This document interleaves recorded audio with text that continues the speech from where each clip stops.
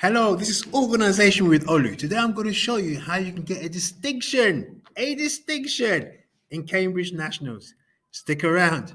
I think you're going to like what I've got for you. Hi guys, we're going to go straight on to how you can get a distinction in Cambridge Nationals. Cambridge Nationals. Guys, this is not like a pass.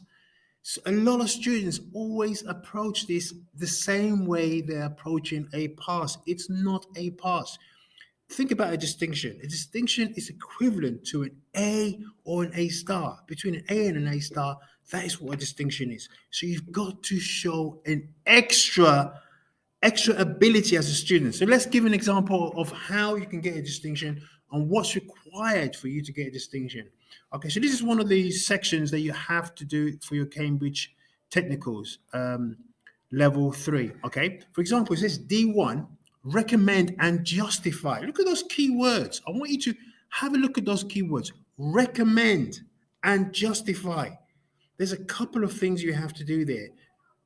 Improvements a specific business could make to its marketing mix. Okay, so what essentially you have to do, you have to recommend. You look at you'll be given a specific business. You look at that specific business. Be very familiar with their marketing mix. You cannot cut any corners. You have to be familiar with their marketing mix. Okay, and then you have to look at what you can improve. So you need to recommend. I would suggest you recommend no more than 3, maybe 2 to 3. Look at the improvements. Pretend that you are a customer of that particular business. What is that business missing? What do you think could benefit, how that business could benefit? Okay. Another thing you need to do, look at the research as well. Research what other similar companies are doing. Research what other similar companies are doing. That's an easy way of doing this, guys. That's an easy way of doing this. Research what other similar companies are doing. This particular company you're doing, specific business, may not be doing that. Think about that, okay? You might be able to recommend that for that particular company, okay? So improvements, research what is missing. As I said, look at other companies, okay? Justify it, defend it. Look at the other side, but strongly justify. Okay, look at the other side of it, but strongly just remember you're asked to justify it. Justify. For example, if you're looking to recruit somebody, you're part of a team. You may say, let's say it's 5 of you, and you have a number of applicants. You have this particular applicant hasn't got much experience, but they bring a lot of innovative ideas and energy.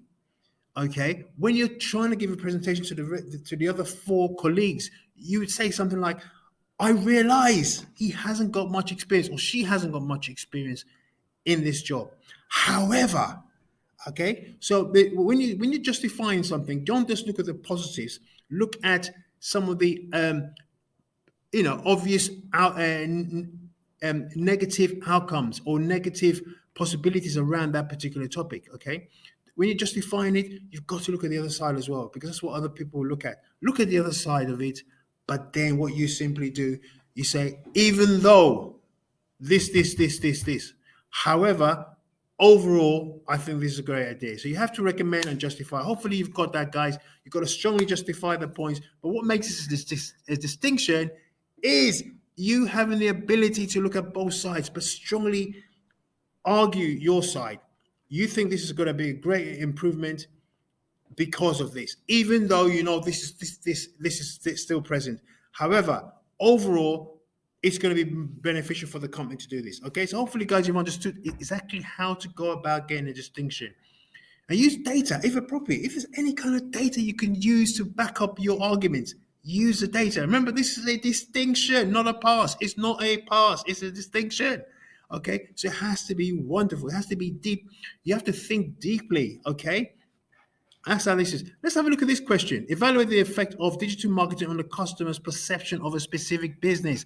Customer's perception. First of all, you need to know what digital marketing is. So let's quickly have a look at digital marketing. Digital marketing, also called online marketing, is the promotion of brands to connect with potential customers using the internet and other forms of digital communication. This includes not only email, social media, and web-based advertising, but also text and multimedia messages. So you can see it encompasses a lot of things. You've got to understand that. Okay, so what you need to be looking at is how has digital marketing impacted on how a customer sees a business. Okay, for example, look at feedback. Look, is it good, bad?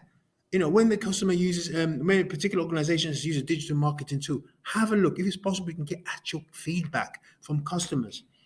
You can see a lot of what they say and see whether it's beneficial. You might get some positive um, comments or positive viewpoints on how they perceive the company. What you really want to do, you want to try and get some evidence. Get some evidence. If it's even if it's Instagram or something, you could take a screenshot of some of the way some of the positive things they say about the company, of how they see the company. That's what you need to be doing. You should try and gather evidence, whether positive or negative. Remember, you're supposed to evaluate. So you're going to look at both sides. You've got to look at both sides. Okay, is it positive? Is it negative? Gather evidence for both of them. Okay, and again, then you need to look at the dangers of customers' perception changing over a period of time. How it's so quick for customers' perception to change. It can change just like that. And you talk about that as well. So on one hand, yes, it has influenced a specific business. Remember, we're talking about a specific business, how it's impacted customers, how it's changed the perception, how they have a very positive view of the company, have a positive view of the company. Okay, get evidence, look for evidence, maybe Facebook, Instagram, whatever you can do, get evidence of that or other things, and if possible, get some feedback. You need to gather some evidence of how customers have viewed this particular company. If you can do that, you're going to score very high marks. Okay, otherwise you're just talking in theory, but if you can get some evidence of it, that would be fantastic. Okay, and again, the dangers. What are the dangers of all these things? Again, do your research. What are the dangers of how a customer perceives a business through digital marketing? So hopefully, guys, you've understood this and you approach this with a new kind of attitude. This is not a pass; it's a distinction. So you have to distinguish yourself. Okay. Hopefully, this has helped you. So smash the like button and share and subscribe. And I'm going to do a few more of these kind of videos. Okay. Thank you. Bye.